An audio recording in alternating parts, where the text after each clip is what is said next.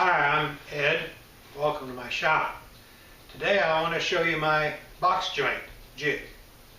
Box joint, or finger joint as it's sometimes called, is one of my favorite joints for such things as small drawers or even large drawers, for small boxes, of course, which it was particularly designed. This is a hinged box, or another example, a little sliding box.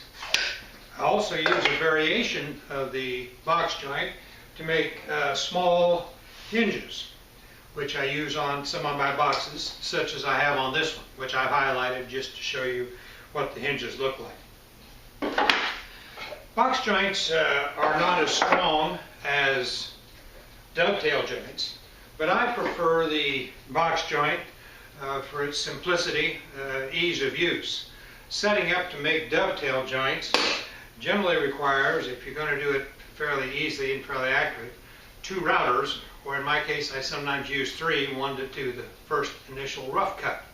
Otherwise you're continually setting up, continually adjusting, and making all kinds of samples. Box joints are a little bit more straightforward, and the jig I'm going to show you today that I use, in fact, is so precise that there is no setup. You just start cutting your box joints.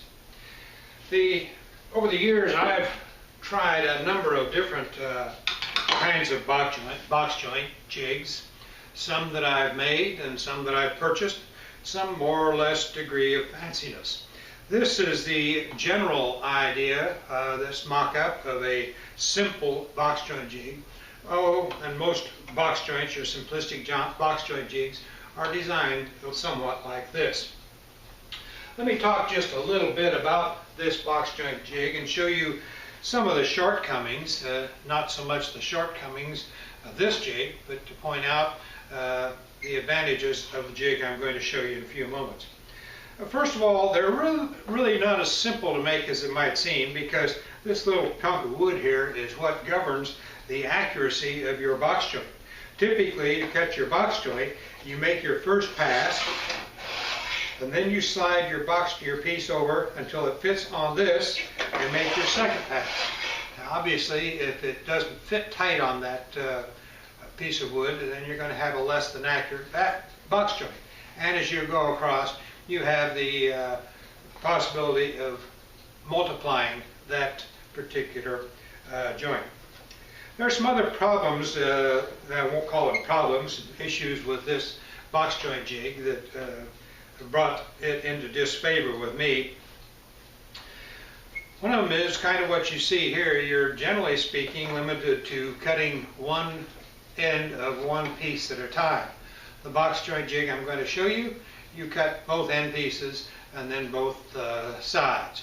Or if you wanted to, you could cut all 4 at once, although I generally find it easier to cut the 2 matching pieces at a time. Also, you're generally limited to the size of joint or finger that you make. In this particular instance, I have a 1/4 inch blade, I have a 1/4 inch piece, I have a 1/4 inch curve. My box joints are going to be limited to 1/4 inch fingers and 1/4 inch gaps. Sometimes when you're making a box joint, or making a box I should say, you don't want box joints in a particular part of that box in order to slice it open. For example, I've left the top and bottom off this just for example purposes, but let's say you've constructed a box and you're going to put a top and bottom of course on it, but then to make it accurate you're going to cut the lid off by cutting a saw around here and actually cutting the wood off the same piece. Traditionally the way that you make the top for a box so that it matches the rest of the box. You notice in this particular box I've left a gap, or a large finger if you will, in the box joints. I made my cut, and I made a wide cut, and made smaller cuts, leaving me a large area through which I can cut my curve and make certain I don't have any extra trim. I can't do that with this type of a box joint jig. Final thing I don't particularly care about for this box joint jig, although it's simplistic, it has a tendency to wobble around, so it's really not that precise. If you tighten your miter gauge up, which is typically a faster miter gauge, it gets a little tighter. Or if you make a sled, it makes it a little tighter. Then you get back down to holding the piece and the every time you make a cut, which I don't particularly like running my fingers down over that blade every time. So, as simplistic as it might be, and yes, it does make box joints, and there's some beautiful boxes undoubtedly been made using this simplistic box joint jig, it really didn't fit my needs as far as accuracy, simplicity, and ease of use, and the quality of the pieces it turns out. I explored the internet looking at various designs for box joint jigs. Some simplistic like this, some that had a variation on that with adjustable tabs so you could make different size box joints. But I never found any that quite were what I wanted, with the exception of those that used a gear or a thing to control the movement of the wood pieces themselves. And that's what I've come down to when I chose to build my new box joint jig. So, without further ado, let me show you what my box joint jig looks like. I must admit it might look rather complicated, especially when I compare it to the small, simplistic model I showed you, but it's really not that complex. I'll cover the basic parts of it, and then I'll show you kind of how it works, and I can point out some more of the features. My box joint jig is based on a sled, just like the sled, crosscut sleds many or most probably of you use for your table saws. Mine uses a 1/2 inch plywood base, and I have some 3/8 by 3/4 inch runners. Mine are just made out of some poplar. And as you can see, it makes a rather tight fit in the thing. So I do get a great deal of accuracy when I'm sliding it back and forth in the runners. Before I go any further, let me show you a little trick, if you will, when you're making box joints, no matter what kind of a jig you're using. And that's how you can vary the tightness of your fit. Now, I'm using a 1/4 inch box joint blade set. Consists of 2 blades, which I really use for most all of my box joints. One way to loosen up your joints a little bit is to place a very thin shim between those 2 blades. If you're using a dado blade set, obviously you do the same thing with your dado blades. Just remember that every shim you add not only decreases the size of the fingers, it increases the size of the gaps. So you're going to get a very loose fit if you're not careful. Now, I showed you a minute ago, just briefly, a hinge that I make using a box joint jig. Let me show you a couple of examples of those hinges. These are some that I made out of 3/4 inch, or correction, 1/2 inch MDF, just as an example. I want to show you first of all this one. You notice how stiff it is? And that's how stiff your box joint is going to be when you put your box joint together. And that's probably the best stiffness you want when you're making a box itself. Now notice this hinge. It's loose and floppy. It has more give to it. The difference between these 2 hinges is in the way they were cut. This particular hinge was cut by running the saw or the jig through the saw blade to make the cut and coming right back again. And whenever I make a cut, I always push in one direction. That's a hint for your crosscut sled also. As long as you keep your sled in the left-hand position or pushing to the left, or if you prefer pushing to the right, you're going to get a consistently accurate cut. So with this jig, I merely pushed to the left, or leaned to the left if you would, and brought it back, and I ended up with my tight fitting joint, which is what I want for a box. Now for the hinge, this particular hinge, I wanted a looser fitting hinge. So what I did is I made my cuts. I came forward pressing to the left, as I usually do, and then as I came back, I forced it to the right. That made it push this way and then this way. Now you can see there's not much play in this sled when it slides back and forth. But that very, very small thousandth of an inch or whatever is just enough to give you the difference in your fit. Okay, let me go on now with the my box joint jig itself. Point out some of the advantages that you get with a jig of this size. First of all, this jig will use any size blade. I typically use my 1/4 inch box joint jig blade, my box joint blade, because I find that it fits most of my needs. And with that 1/4 inch blade, I can make any multiples up to 1/16. I can make a 1/4 inch joint, finger joint. I can make a 5/16. I can make 3/8. I can go all the way up to an inch or whatever. And I do that by the key feature of this jig, which is this 3/8 inch threaded rod that runs along the back. Let me go ahead and point out the basic elements of this jig beyond the sled, so I can show you what I'm talking about when I talk about making different size finger joints. 3 basic parts: the sled, which has a fence across the front just to hold it together for stability, a fence across the back, and a carrier that rides on that fence. The carrier is what holds your wood pieces and rides on that rear fence. What moves this carrier is this 3/8 inch by 16 threads per inch threaded rod. On one end of this threaded rod, I have a handmade crank, which is just split, bolted on, and then fastened with 2 thin jam nuts so it gets nice and tight. Now, I said it was 16 threads per inch, so every turn of this handle equals 1/16 of an inch of movement on this carrier. On the other end, I've added a feature which I've not seen on most box joint jigs, or on any box joint jigs, and that's this little round cam. It's essentially a circle I cut with a hole saw, split it, put a couple of screws in it so I could bolt it back together, screw it back together, and fastened it to the end of this threaded rod. You could also just use 2 jam nuts if your bolt was long enough to fasten that to that threaded rod.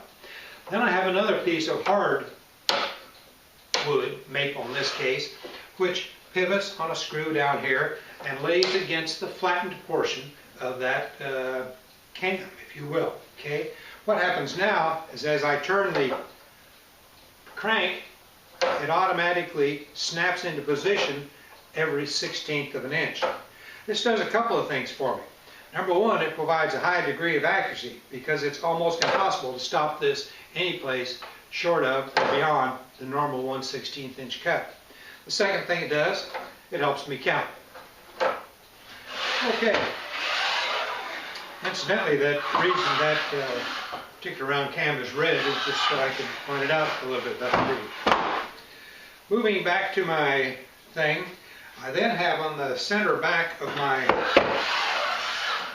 jig, point out the rest of things. These are both uprights, or both just pieces of oak. This ball is merely a handle to help me shove it through. Of course, a cover to cover the saw where it comes through. And this block, which is made quite simply out of either one piece of wood cut in 2 or 2 separate pieces. On one side, I've countersunk a hole and embedded a 3/8 inch T-nut. Probably have to grind down the pins so it doesn't split the wood. And you could possibly even use a 3/8 inch hex nut. Just drill a hole so it fits in there very tightly. Squeeze it in there with a vise to use that.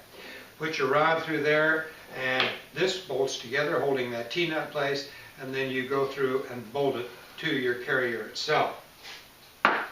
My rod is bolted to my carrier using a carriage bolt and a couple of wood screws down at the bottom. The movable part, the carrier, is made of 3 basic pieces. There's the front piece against which the wood pieces are clamped, the piece to be cut or clamped. There's the rider, which rides across this center rear fence, and the rear rail, which just forms the U so it fits down over the rear fence. This is bolted together with 3 carriage bolts, one on each end, plus the one which additionally holds the screw device, the screw holder. And that's for a very good reason. I want this to fit snug, but not too tight, because I don't want any resistance when I'm coming back and forth. By just bolting this together rather than gluing it, I can then, if it's not tight enough, I can take this out and plane it down a little bit, or sand it down a little bit to get a looser fit. Or if it's too loose, I can take this out and put some shims in to shim it out so it fits properly. The final piece of my carrier is this clamp on the front, which is merely a, let's spin this off, and I'll show you one other item. clamp just merely some 3/8" carriage bolts coming through the back of the carrier, placed on there with a thin jam nut and a spring, which helps push the clamp out when you're putting the wood in. And I'll show you in a minute a couple of idiosyncrasies on putting the wood in. Now, there's another little piece down here. When I put the wood in, I need a stop. And I've used this piece of aluminum, which I've made here. I've got a mock-up here, which will give you a better idea of what it looks like. Just a piece of aluminum bent and with an elongated hole across the top, which allows me to slide it back and forth and adjust where it sets on the carrier for different blades. I also have it cut rather uniquely in that it's cut away more here than it is here. The reason being that when I slide it up, if I want to make a final precise adjustment, I want to use this portion of the stop. I slide that through my blade to trim it off, and I get an exact precise cut. So I know when I fasten this in place, leave it hanging over just a fraction, and make a pass, I'll get a clean cut, and that will fit perfect. This is a very handy little gauge. Is it necessary for the function of this jig? No, it's not absolutely necessary. You could put a straight piece of wood, fasten it to your carrier and use that as a stop. You could drill a hole and put a dowel in there and use that as a stop. You wouldn't have your pieces cut on the ends even each time, and you might have to do a little more trimming, but it certainly will work just fine. Going back to the jig itself, let me show you how it's used. I'm going to first of all set the blade height. I've got some pre-cut sample boards here, just some 1/4" MDF, medium density fiber board for a couple of sides and a couple of ends, and I'll show you basically how I go about making a box.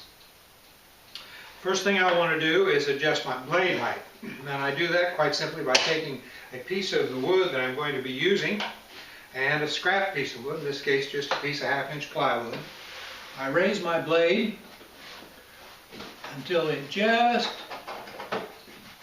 touches that piece of scrap wood which is resting on top of my sample piece of wood. If I want to leave that a little bit loose where it rubs pretty good, that's fine, and I can trim off the excess.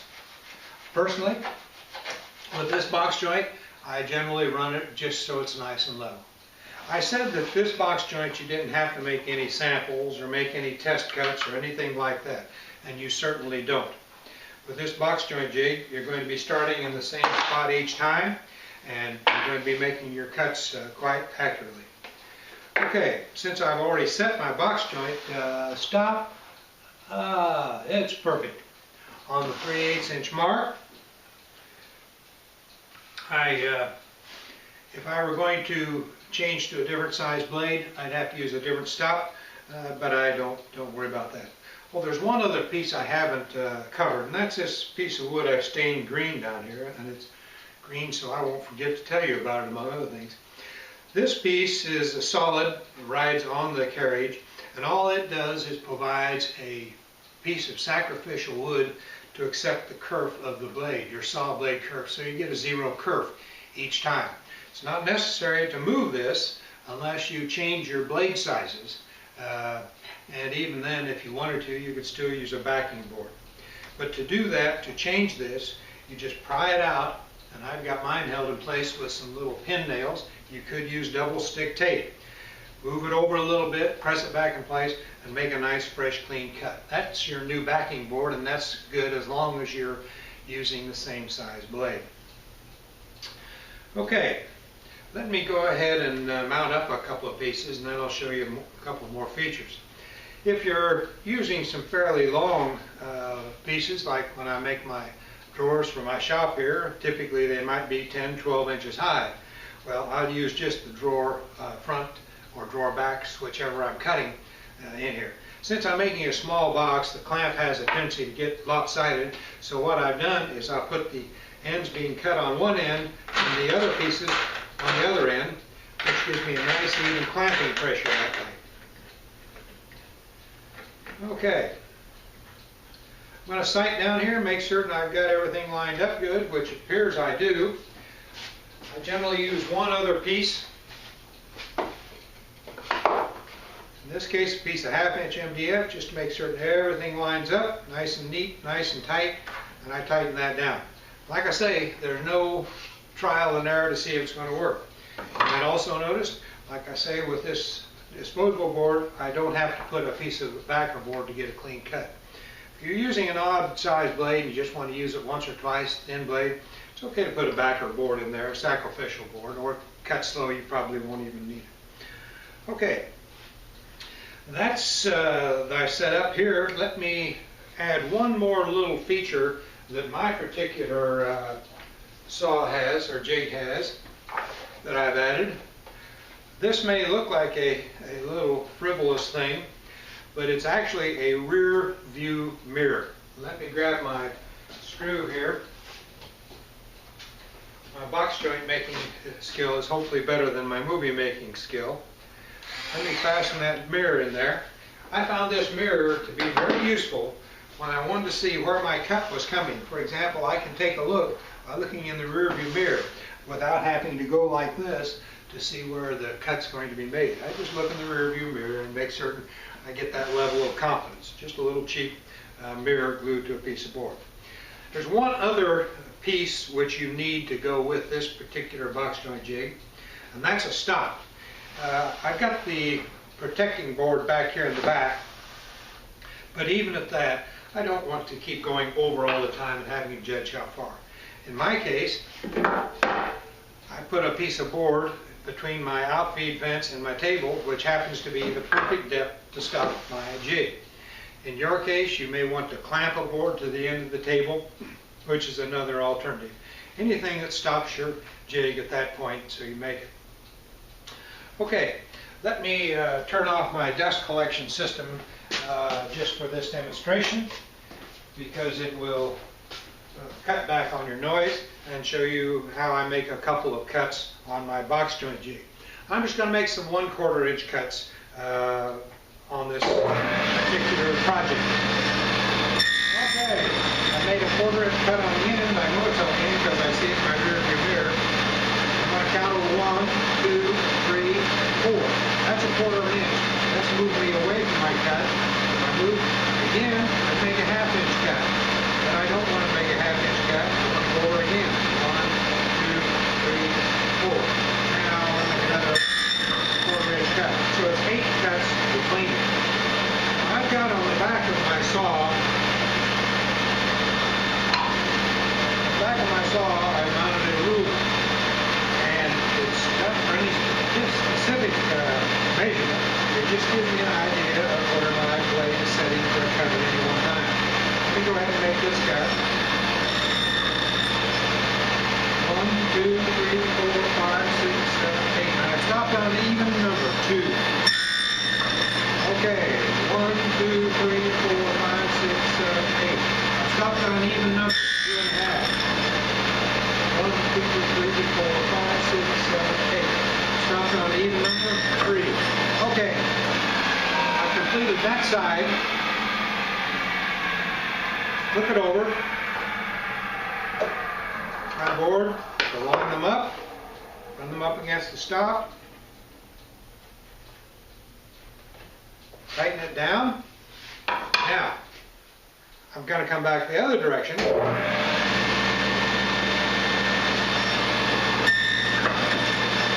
thing this time. I'm only going backwards. Back to 2.5.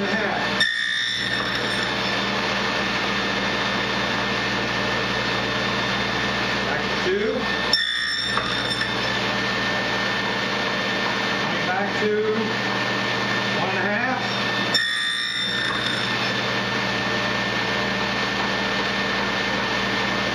Back to 1, my starting point. Okay. I've completed cutting both end pieces for my box. To cut my large pieces, I'll switch them around. Once again, I grab my piece which squares them up and down and brings them together perfectly. Go down here, my cauls, clamp those up. Okay, now let me show you this ruler again. As I said, I looked at my pencil, but I lost it. That's okay. It's not for any specific. I've got a little pointer here, which happens to be set at 1. The number is insignificant, and that gives me an idea of where I am. In this particular case, I'm cutting 1/4 inch box joints. I started at 1, and it was 1/2 inch at every one. Now, when I'm coming back now to cut these top pieces,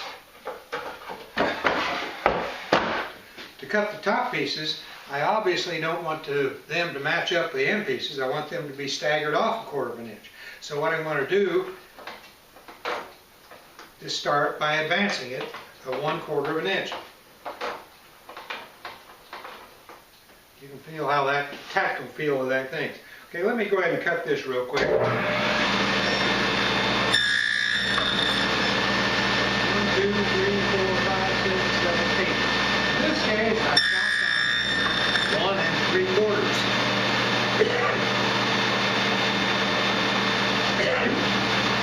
Stopped on the 4-inch mark. Excuse me.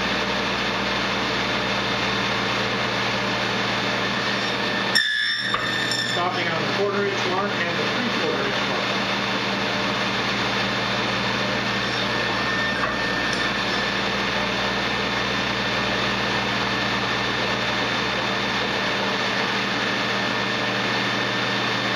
Lift it out, set it straight back down. Guide piece, run them over.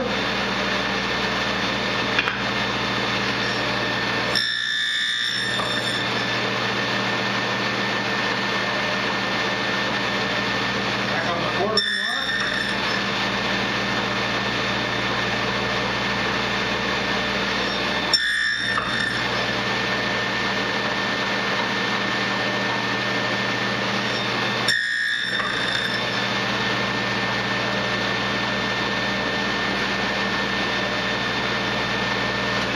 Okay.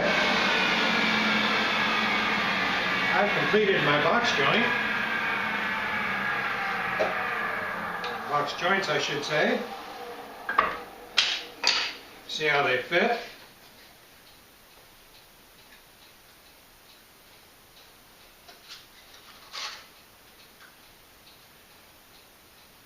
One thing you'll notice about the box joints I use when I'm making this jig is that they definitely fit nice and snug.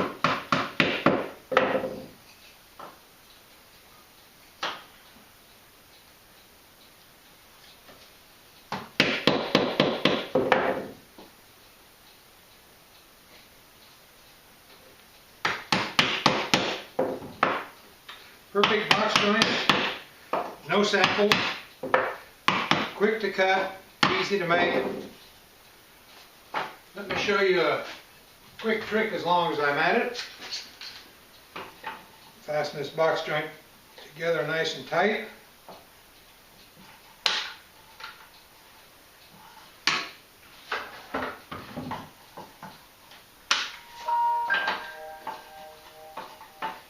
Now normally I would cut grooves for the top and bottom at this time.